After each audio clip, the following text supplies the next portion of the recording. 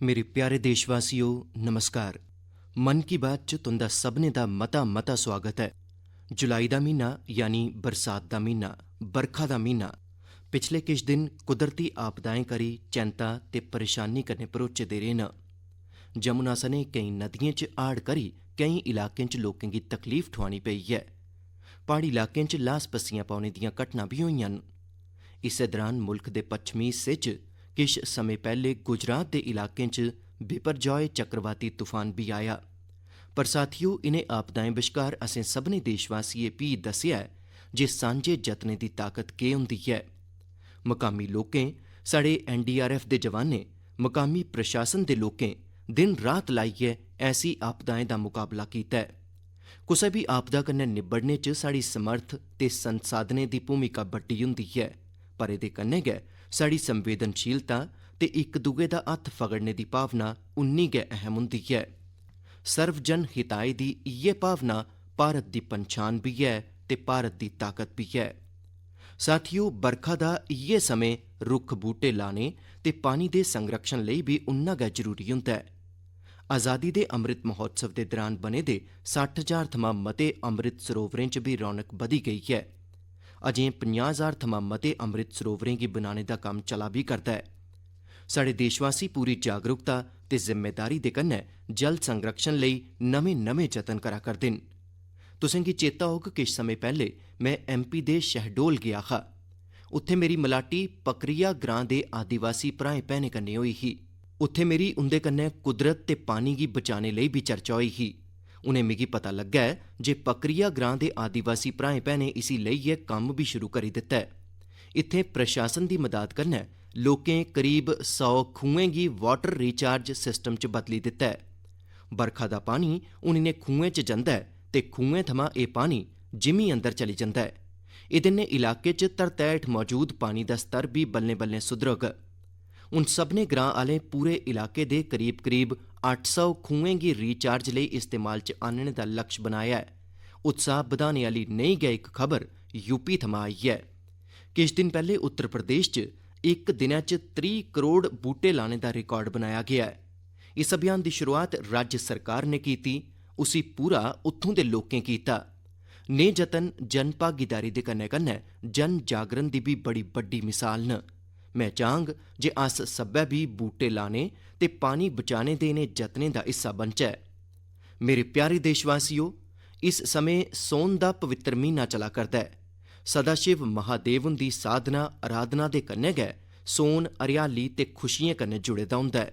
इस करियै सोन दा आध्यात्मिक दे कन्नै गै सांस्कृतिक नज़रिये कन्नै भी बड़ा महत्व रेहा ऐ।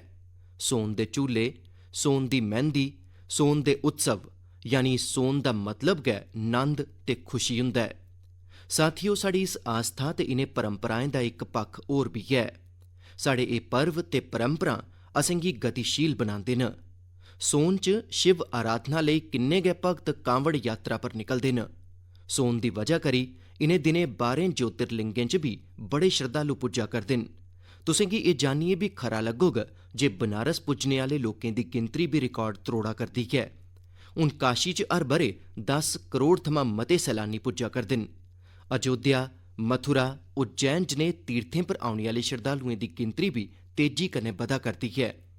एह्दे कन्नै लक्खें गरीबें गी रोजगार मिला करदा ऐ, उंदा गुजारा होआ करदा ऐ। एह् सब साढ़े सांस्कृतिक जन जागरण दा नतीजा ऐ। एह्दे दर्शन लेई हून ते पूरी दुनिया थमां लोक साढ़े तीर्थें च आवा करदे न। मिगी नेह् गै 2 अमरीकन दोस्तें दे बारे च पता चलेआ ऐ जेह्ड़े कैलिफोर्निया थमां इत्थें अमरनाथ यात्रा करन आए हे। इनें विदेशी परौह्ने अमरनाथ यात्रा कन्नै जुड़े दे स्वामी विवेकानंद हुंदे तजुर्बें बारे कुतै सुने दा हा। उंदे शा उनेंगी इन्नी प्रेरणा मिली जे एह् आपूं भी अमरनाथ यात्रा करन आई गे। एह् इसी भगवान भोलेनाथ हुंदा आशीर्वाद मनदे न। इ'यै भारत दी खासियत ऐ जे सभनें गी अपनांदा ऐ, सभनें गी किश न किश दिंदा ऐ। इ'यां गै इक फ्रेंच मूल दियां महिलां न, शार्लोट शोपा। पिछले दिनें जिसलै मैं फ्रांस गेआ हा तां इंदे कन्नै मेरी मलाटी होई ही। शार्लोट शोपा योग दा अभ्यास करने आह्लियां न, योग टीचर न ते उंदी उमर 100 ब'रें थमां भी मती ऐ। ओह् सेंचुरी पार करी चुकी दियां न। ओह् पिछले 40 ब'रें थमां योग दा अभ्यास करा करदियां न। ओह् अपनी सेह्त ते 100 ब'रें दी इस उमर दा श्रेय योग गी गै दिंदियां न। ओह् दुनिया च भारत दे योग विज्ञान ते एह्दी ताकत दा इक प्रमुख चेहरा बनी गेइयां न। इंदे थमां हर कुसै गी सिक्खना लोड़चदा ऐ। अस ना छड़ा अपनी विरासत गी अंगीकार करचै सगुआं उसी जिम्मेदारी दे कन्नै दुनिया दे सामने पेश बी करचै। ते मिगी खुशी ऐ जे नेहा गै इक जतन इनें दिनें उज्जैन च चला करदा ऐ। इत्थें मुल्ख भरै दे 18 चित्रकार पुराणे पर आधारित आकर्शक चित्रकथां बना करदे न। एह् चित्र बूंदी शैली, नाथ द्वारा शैली, प्हाड़ी शैली ते अपभ्रंश शैली जनेही केईं टकोह्दी शैलियें च बनङन। इनेंगी उज्जैन दे त्रिवेणी अजैब घर च प्रदर्शित कीता जाग। यानी किश समें परैंत जिसले तुस उज्जैन जागे तां महाकाल महालोक दे कन्नो कन्नी इक होर दिव्य थाह्रा दे तुस दर्शन करी सकगेओ।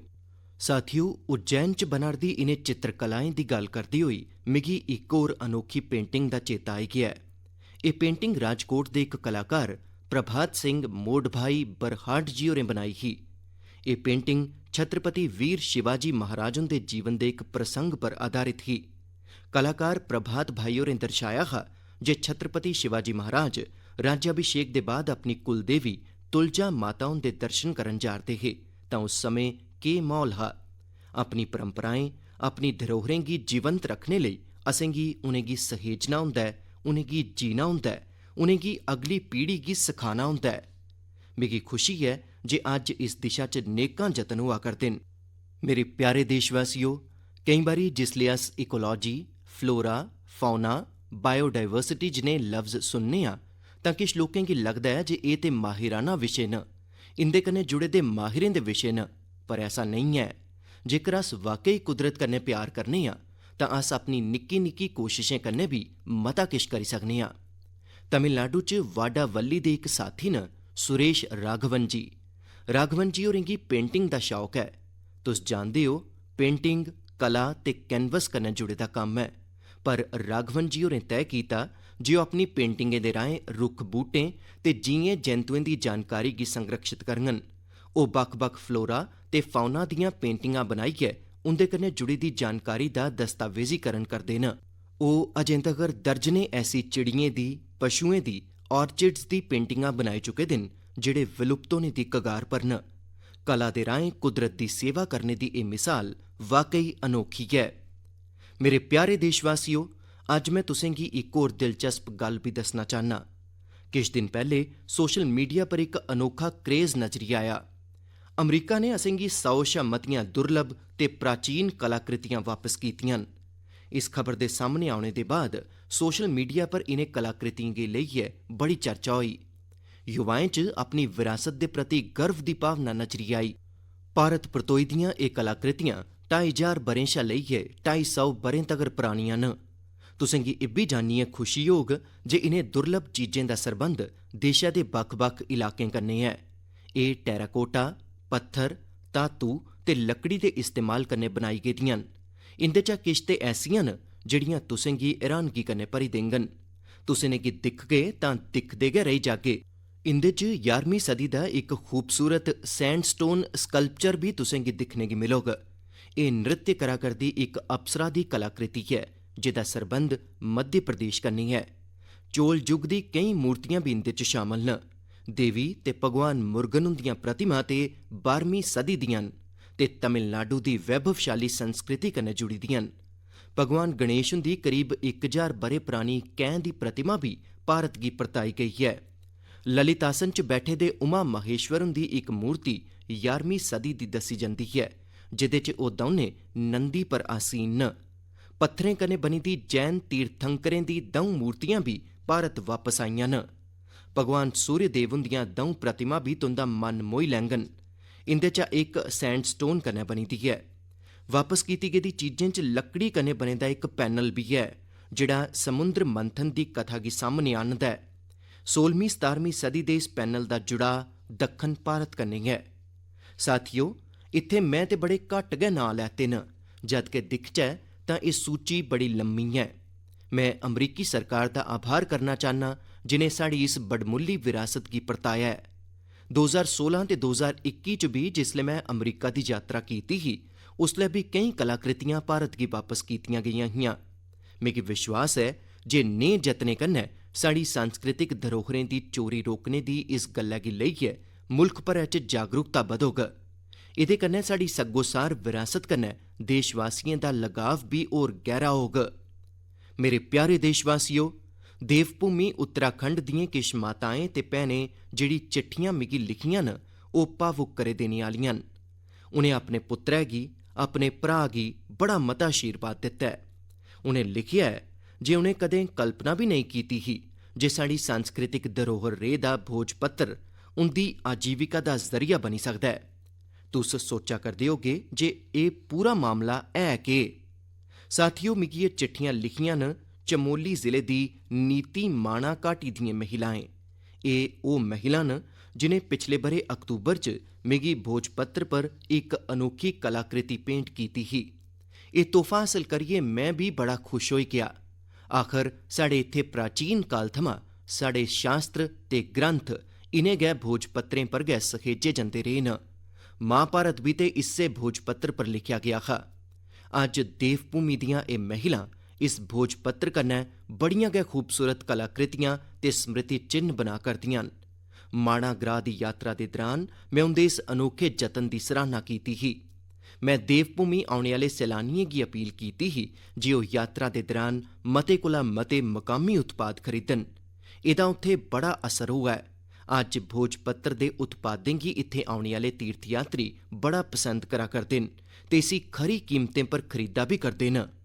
भोजपत्र दी एह् प्राचीन विरासत उत्तराखंड दी महिलाएं दे जीवन च खुशहाली दे नमें रंग भरा करदी ऐ। मिगी एह् जानियै भी खुशी होई ऐ जे भोजपत्र कन्नै नमें उत्पाद बनाने लेई राज्य सरकार महिलाएं गी सिखलाई भी देआ करदी है। राज्य सरकार ने भोजपत्र दी दुर्लभ प्रजातियें गी संरक्षित करने आस्तै भी अभियान शुरू कीता ऐ। जेह्ड़े इलाकें गी कदें मुल्ख दा आखरी छोर मन्नेआ गेआ हा, उनेंगी हून देशा दा पैह्ला ग्रां मन्नियै विकास होआ करदा ऐ। एह् प्रयास अपनी परंपरा ते संस्कृति गी संजोने दे कन्नै आर्थिक तरक्की दा भी जरिया बना करदा ऐ। मेरे प्यारे देशवासियो, मन की बात च मिगी इस बारी बड़ी मती गिनतरी च नेही चिट्ठियां भी मिलियां न जेह्ड़ियां मनै गी बड़ा गै संदोख दिंदियां न। एह् चिट्ठी ओकड़ी मुस्लिम महिलाएं लिखियां न जेह्ड़ियां हाल च गै हज यात्रा करियै आईयां न। उंदी एह् यात्रा केईं मायनें च बड़ी खास ऐ। एह् ओह् महिलां न जिनें हज दी यात्रा बगैर कुसै मर्द सजोगी जां महरम दे बगैर पूरी कीती ऐ ते एह् गिनतरी 150 नेईं सगुआं 4000 थमां मती ऐ। एह् इक बड्डा बदलाव ऐ। पैह्ले मुस्लिम महिलाएं गी बगैर महरम हज करने दी इजाजत नेईं ही। मैं मन की बात दे राहें सऊदी अरब सरकार दा भी दिलै कन्नै आभार व्यक्त करना। बगैर महरम हज पर जा करदी महिलाएं लेई खास तौर पर महिला कोआर्डिनेटर नियुक्त कीतियां गेदियां हियां।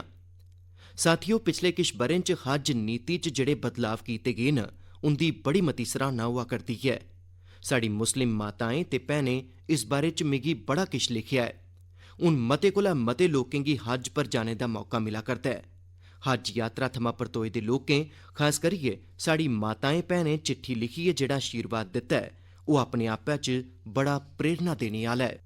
मेरे प्यारे देशवासियो, जम्मू कश्मीर च म्यूजिकल नाइट्स होन, मती उंचाई आह्ले इलाकें च बाइक रैलियां होन, चंडीगढ़ दे मकामी क्लब होन ते पंजाब च केईं सारे स्पोर्ट्स ग्रुप होन, एह् सुनियै लगदा ऐ जे मनोरंजन दी गल्ल होआ करदी ऐ, एडवेंचर दी गल्ल होआ करदी ऐ, पर गल्ल किश होर ऐ। एह् आयोजन इक सांझे हितै कन्नै भी जुड़े दा ऐ ते एह् सांझा हित ऐ ड्रग्स दे खलाफ जागरूकता अभियान। जम्मू कश्मीर दे युवाएं गी ड्रग्स थमां बचाने आस्तै केईं नमें जतन दिक्खने गी मिले न। इत्थें म्यूजिकल नाइट, बाइक रैलियां जनेह् कार्यक्रम होआ करदे न। चंडीगढ़ च इस संदेश गी फैलाने लेई मकामी क्लबें गी एह्दे कन्नै जोड़ेआ गेआ ऐ। ओह् इनेंगी वादा क्लब आखदे न, VADA यानी victory against drug abuse. Punjab च केईं स्पोर्ट्स ग्रुप भी बनाए गे न जेह्ड़े फिटनेस पर ध्यान देने ते नशा मुक्ति लेई जागरूकता अभियान चला करदे न। नशे दे खलाफ अभियान च युवाएं दी बधदी भागीदारी बड़ा उत्साह बधाने आह्ली ऐ। एह् जतन भारत च नशे दे खलाफ अभियान गी बड़ी ताकत दिंदे न। असें देशा दी औने आह्ली पीढ़ियें गी बचाना ऐ तां उनेंगी ड्रग्स थमां दूर रखना गै होग। इस्सै सोच दे कन्नै 15 अगस्त 2020 गी नशा मुक्त भारत अभियान की शुरुआत की गई ही। इस अभियान कन्नै 11 करोड़ शा मते लोकें गी जोड़िया गया है। 2 हफ्ते पैहले गै भारत ने ड्रग्स के खिलाफ बड़ी बड्डी कार्रवाई की है। ड्रग्स की करीब 1.5 लाख किलो की खेप गी जब्त करने के बाद उसी नष्ट कर दिता गया है। भारत ने 10 लाख किलो ड्रग्स की तबाह करने का अनोखा रिकॉर्ड भी बनाया है। इन्हें ड्रग्स की कीमत 12,000 करोड़ रुपए थमां भी मती ही। मैं उन्हें सबने की सराहना करना चाहना जेड़े नशा मुक्ति के इस नेक अभियान च अपना योगदान दिया करते न। नशे की लत ना छड़ा परिवार सगुआं पूरे समाज ਲਈ बड्डी परेशानी बनी जाती है। नेह च एह खतरा हमेशा ਲਈ खत्म होऐ, इहदे लेई जरूरी है जे अस सब्बै इकजुट होइयै इस दिशा च अग्गे बधचै। मेरे प्यारे देशवासियो, जिसले गल ड्रग्स ते युवा पीढ़ी दी होआ'रदी है तां मैं तुसें गी मध्य प्रदेश दी इक प्रेरणा देने आह्ली यात्रा दे बारे च भी दस्सना चाहना। एह प्रेरणा देने आह्ली यात्रा है मिनी ब्राजील दी। तुस सोचा करदे होगे जे मध्य प्रदेश च मिनी ब्राजील कुत्थुआं आई गया? इ'यै ते ट्विस्ट है। MP दे शहडोल च इक ग्रां है बिचारपुर। बिचारपुर गी मिनी ब्राजील आख्या जंदा है। मिनी ब्राजील इस करियै कि जे एह ग्रां अज्ज फुटबाल दे उभरदे सितारें दा गढ़ बनी गया है। जिसले किश हफ्ते पैहले मैं शहडोल गया हा तां मेरी मलाटी उत्थे नेह बड़े सारे फुटबाल खिडारियें कन्नै होई ही। मिगी लग्गा जे इस बारे च साढ़े देशवासियों गी ते खास करियै युवा साथियों गी पक्क गै जानना लोड़चदा है। साथियो, बिचारपुर ग्रां दे मिनी ब्राजील बनने दी यात्रा 2-2.5 दहाके पैहले शुरू होई ही। उस दौरान बिचारपुर ग्रां गैर कानूनी शराब लेई बदनाम हा, नशे दी गिरफ्त च हा। इस माहौल दा सभनें शा बड्डा नुकसान इत्थें दे युवाएं गी हुआ करदा हा। इक साबका राष्ट्री खिडारी ते कोच रईस अहमद होरें इनें युवाएं दी प्रतिभा गी पन्छानेआ। रईस जी हुंदे कोल संसाधन मते नेईं हे, पर उनें पूरी लगन कन्नै युवाएं गी फुटबाल सखाना शुरू कीता। किश ब'रें दे अंदर गै इत्थै फुटबाल इन्ना लोकप्रिय होई गेआ जे बिचारपुर ग्रां दी पन्छान गै फुटबाल कन्नै होन लगी पेई। हून इत्थै फुटबाल क्रांति नां कन्नै इक प्रोग्राम भी चला करदा है। इस प्रोग्राम दे तैह्त युवाएं गी इस खेड कन्नै जोड़ेआ जंदा है ते उनेंगी सिखलाई दित्ती जंदी है। एह प्रोग्राम इन्ना कामयाब होआ ऐ जे बिचारपुर थमां राष्ट्री ते राज्य स्तर दे 40 कोला मते खिडारी निकले न। एह फुटबाल क्रांति हुन बल्लें बल्लें पूरे इलाके च फैला करदी है। शहडोल ते ओह्दे आले दुआले दे बड़े बड्डे इलाके च 1200 शा मते फुटबाल क्लब बनी चुके दे न। इत्थुआं बड़ी मती गिनतरी च नेह खिडारी निकला करदे न जेड़े राष्ट्री स्तर पर खेडा करदे न। फुटबाल दे केईं बड्डे साबका खिडारी ते कोच अज्ज इत्थें युवाएं गी सिखलाई देआ करदे न। तुस सोचो, इक आदिवासी इलाका जेड़ा गैर कानूनी शराब लेई जानेआ जंदा हा, नशे लेई बदनाम हा, हून देशा दी फुटबाल नर्सरी बनी गेआ है। इस्से करियै ते आखदे न, जहां चाह वहां राह। साढ़े देशा च प्रतिभाएं दी कमी नहीं है, लोड़ ऐ तां उनेंगी तलाशने दी ते तराशने दी। एह्दे बाद इ'यै युवा देशा दा नां रोशन भी करदे न ते देशा दे विकास गी दिशा भी दिंदे न।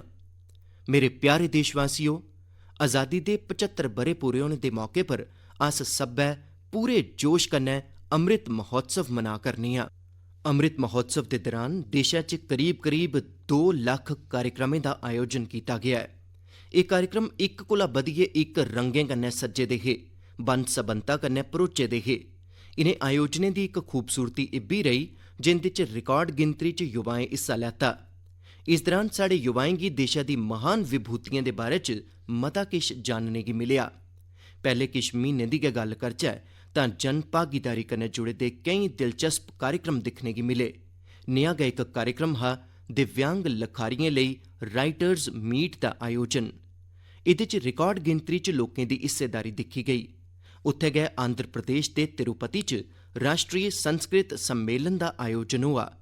अस सब्बै जानने आं जे साढ़े इतिहास च किलें दा, फोर्ट्स दा किन्ना म्हत्तव रेह्दा ऐ। इस्सै गी दर्शाने आह्ला इक अभियान किले और कहानियां यानी फोर्ट्स कन्नै जुड़ी दियां क्हानियां भी लोकें गी मती पसंद आईयां। साथियो, अज्ज जिसले देशा च चतरफा अमृत महोत्सव दी गूंज ऐ, 15 अगस्त कोल गै ऐ, तां देशा च इक होर बड्डे अभियान दी शुरुआत होन जा'रदी ऐ। शहीद वीर वीरांगनाएं गी सम्मान देने लेई मेरी माटी मेरा देश अभियान शुरू होग। एह्दे तैह्त मुल्ख भरै च साढ़े अमर बलिदानियें दी संभालै च नेकां कार्यक्रम आयोजित होंगन। इनें विभूतियें दी याद च देशै दी लक्खें ग्राम पंचायतें च खास शिलालेख भी स्थापित कीते जाङन। इस अभियान दे तैह्त मुल्ख भरै च अमृत कलश यात्रा भी कड्ढी जाग। देशै दे ग्रां ग्रां थमां कोने कोने थमां 7500 कलशें च मिट्टी लेइयै एह् अमृत कलश यात्रा देशै दी राजधानी दिल्ली पुजङन। एह् यात्रा अपने कन्नै देशै दे बक्ख-बक्ख हिस्सें थमां पौधे लेइयै बी औग। 7500 कलश च आई दी मिट्टी ते पौधें कन्नै मलाइयै भी नेशनल वार मेमोरियल दे नेड़े अमृत वाटिका दा निर्माण कीता जाग। एह् अमृत वाटिका एक भारत श्रेष्ठ भारत दी भी बड़ी गै भव्य प्रतीक बनोग। मैं पिछले ब'रे लाल किले परा अगले 25 ब'रें दे अमृतकाल लेई 5 प्राण दी गल्ल कीती ही। मेरी माटी मेरा देश अभियान च हिस्सा लेइयै अस इनें 5 प्राणें गी पूरा करने दी सगंध बी चुकगे। तुस सब्भै देशै दी पवित्र मिट्टी गी हत्थै च लेइयै सगंध लैंदी होई अपनी सैल्फी गी yuva.gov.in पर पक्क गै अपलोड करो। पिछले ब'रे स्वतंत्रता दिवस दे मौके पर हर घर तिरंगा अभियान लेई जियां पूरा मुल्ख किट्ठा होई गेआ हा, उआं गै असें इस बारी भी हर घर तिरंगा फहराना ऐ ते इस परंपरा गी लगातार अग्गे बधाना ऐ। इनें जतनें कन्नै असेंगी अपनी जिम्मेदारियें दा एहसास होग, देशै दी आज़ादी लेई दित्ते गेदे अनगिनत बलिदानें दा एहसास होग, आज़ादी दे मुल्ल दा एहसास होग।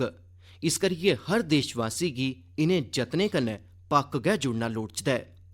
मेरे प्यारे देशवासियो, मन की बात च अज्ज बस इन्ना गै। हून किश गै दिनें च अस 15 अगस्त आज़ादी दे इस महान पर्व दा हिस्सा बनगे। देशै दी आज़ादी लेई मरी मिटने आह्लें गी सदा चेता रखना ऐ। असें उंदे सुखनें गी सच करने आस्ते दिन रात मेहनत करनी ऐ ते मन की बात देशवासियें दी इस्सै मेहनत गी, उंदे सांझे जतनें गी सामने आह्नने दा गै इक जरिया ऐ। अगली बारी किश नमें विशें दे कन्नै तुंदे नै मलाटी होग। मता धन्नवाद। नमस्कार।